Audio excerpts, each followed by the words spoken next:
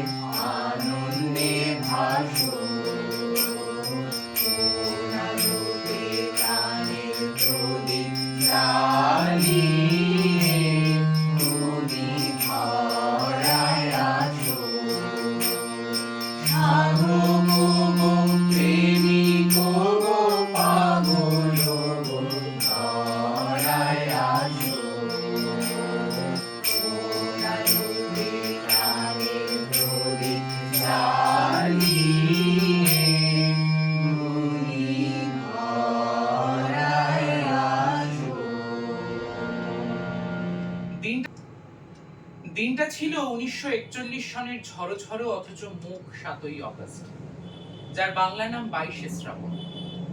তখন সেই বয়স যখন মনের মাটিতে বড় বড় বৃষ্টির ফোঁটার দাগ পড়ে, সেই মাটিতে উদাসীন, নির্মম, কঠিন কোনো ধাতুতে ইমারত তৈরির কথা কল্পনাও করা যায় না।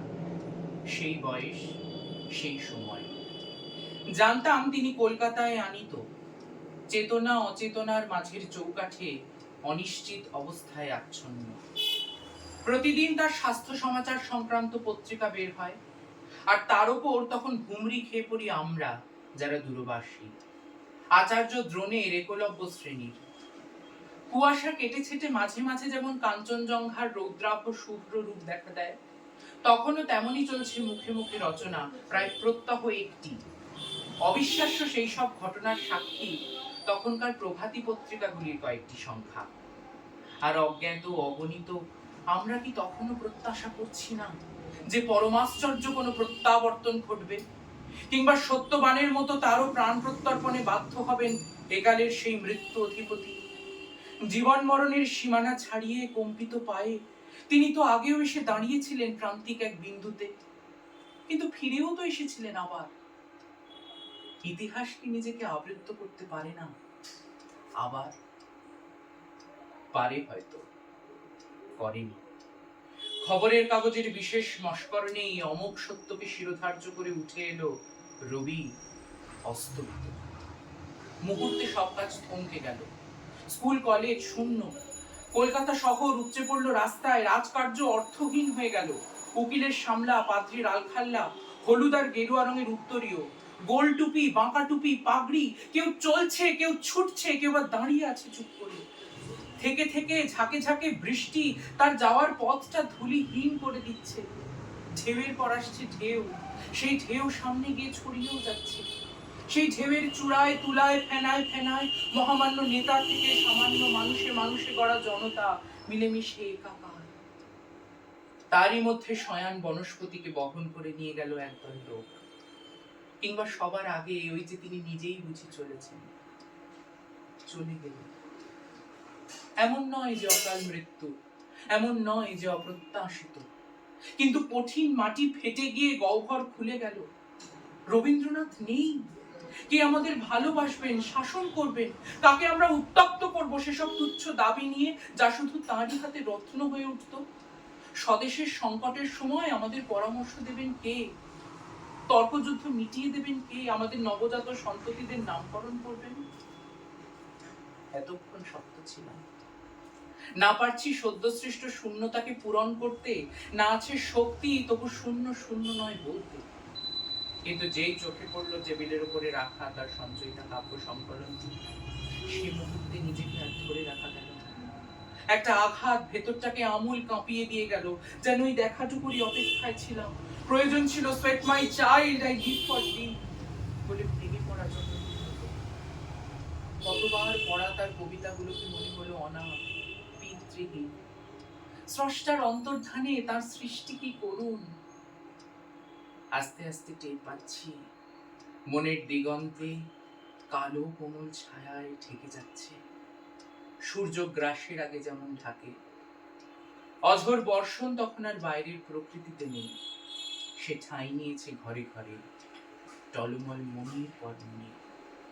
পরিবেশ যখন স্নাত স্নিগ্ধ, বহ্নিমান চিতা তখন জ্বলছিল।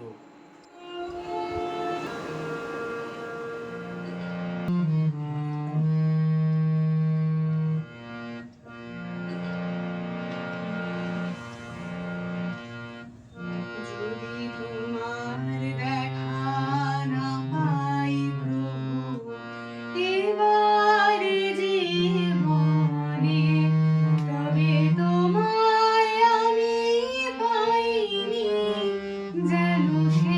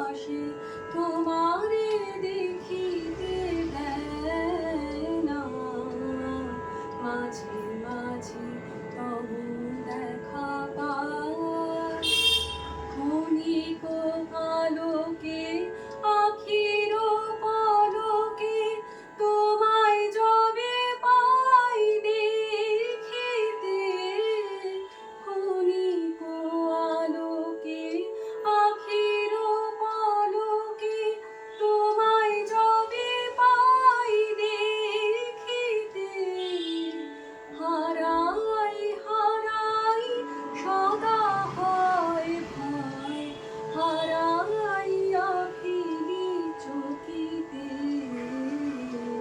মাঝে মাঝে তব দেখা পাই, কি করিলে বলো পাইব তোমারে, রাখিব আখিতে আখিতে,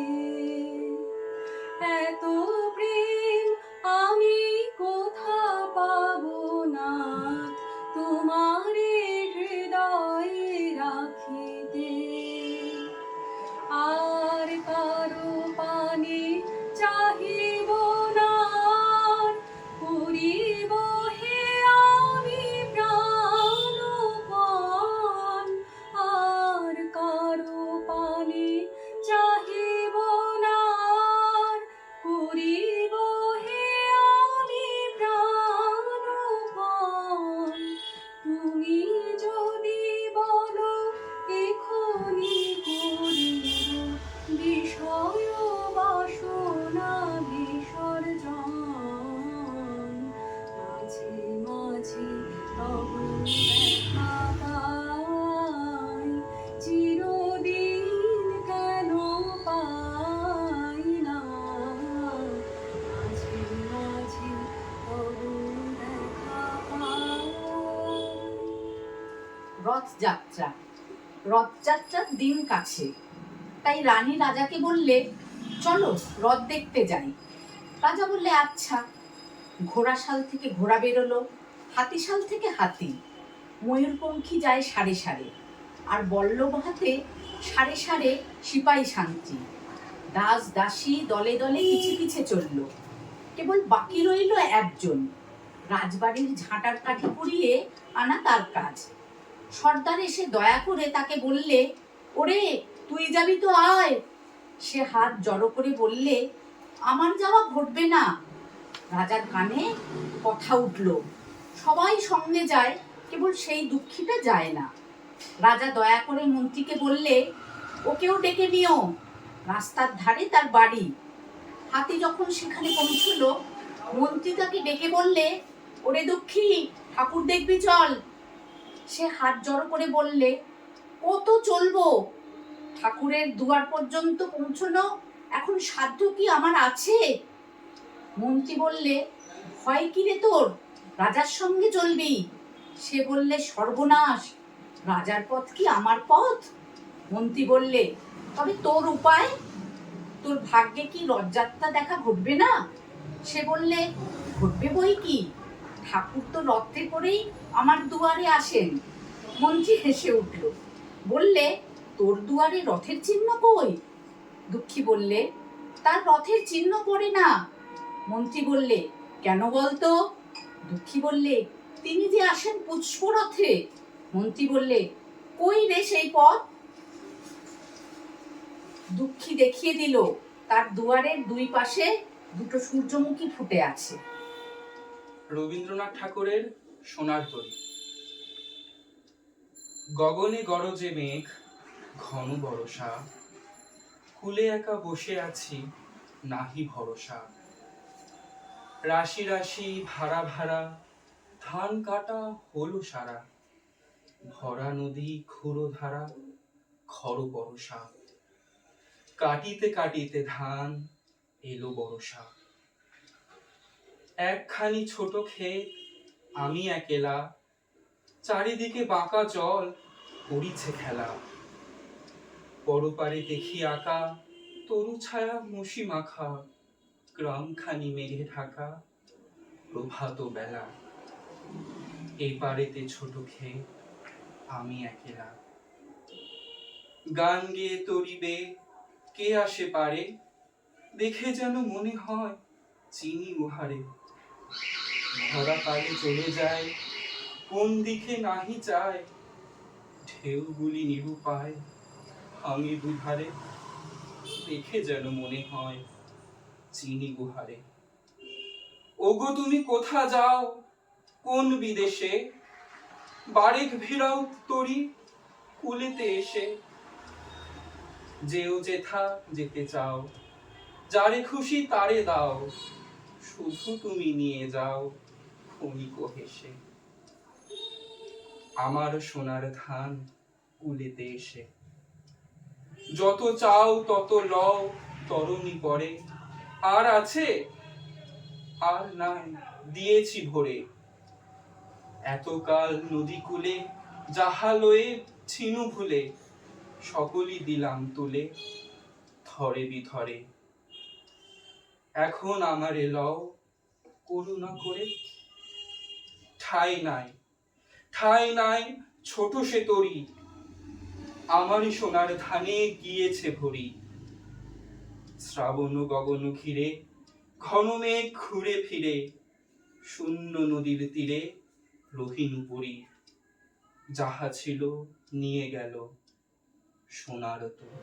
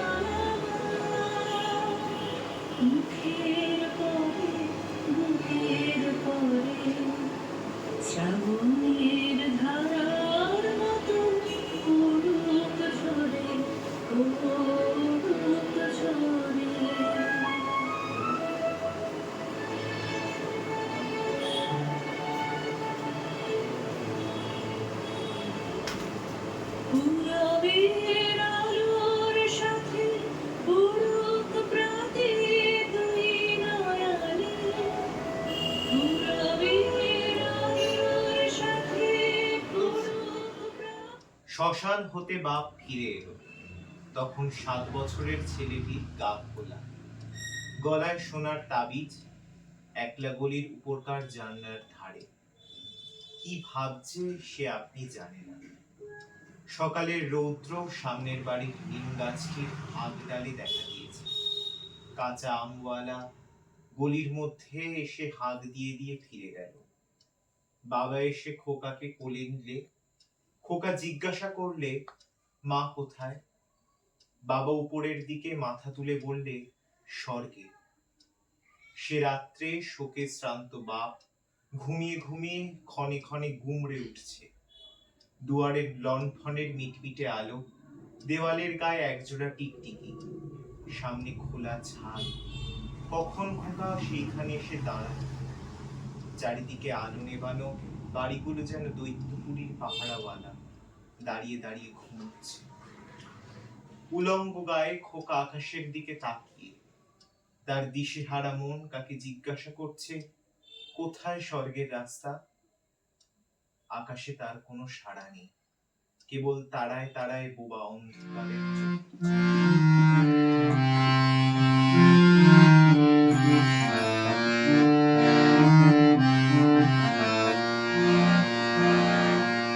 সকাতরে ওই কাঁদিছে সকলে, শোনো শোনো পিতা, কহ কানে কানে শোনাও প্রাণে প্রাণে মঙ্গল বারতা। কহ কানে কানে শোনাও প্রাণে প্রাণে মঙ্গল বারতা। কহ কানে কানে শোনাও প্রাণে প্রাণে মঙ্গল বারতা। আশা নিয়ে রয়েছে বাঁচিয়ে সদাই ভাবনা, যা কিছু পায় হারায় যায় না মানে সান্ত্বনা। যা কিছু পায় হারায় যায় না মানে সান্ত্বনা। যা কিছু পায় হারায় যায় না মানে সান্ত্বনা। সুখ আসে মিশে দিশে বেড়ায় কাননে, মরিচিকা ধরিতে চায় এ মরু প্রান্তরে। মরিচিকা ধরিতে চায় এ মরু প্রান্তরে। মরিচিকা ধরিতে চায় এ মরু প্রান্তরে। পুরাই বেলা পুরাই খেলা সন্ধ্যা হয়ে আসে, কাঁদে তখন আকুল মন কাঁদে তলাশে। কাঁদে তখন আকুল মন কাঁদে তলাশে। কাঁদে তখন আকুল মন কাঁদে তলাশে। কি হবে গতি বিশ্বপতি, শান্তি কোথা আছে? তোমারে দাও আশা পুরাও, তুমি এসো কাছে। তোমারে দাও আশা পুরাও, তুমি এসো কাছে। তোমারে দাও আশা পুরাও, তুমি